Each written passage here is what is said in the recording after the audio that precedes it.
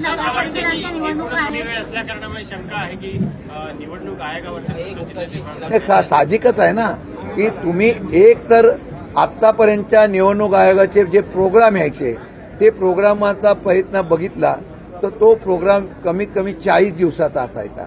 आत्ताचा प्रोग्राम बघितला तर 15-20 दिवसाचा मिळतो.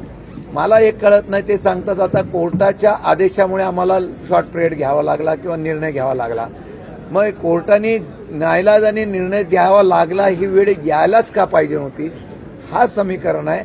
मला माहितीप्रमाणे त्यावेळेला विधानसभा निवडणुका लोकसभा निवडणुकीला जर अशा निवडणुका झाल्या असता तर बंडखोरी फार झाली असती आणि पक्षाला त्याचा तोटा झाला असता, निवडणुकीला त्याला तोटा झाला असता आणि समोरच्या असलेल्या विरोधी पक्षाला कार्यकर्ते मिळाले असते.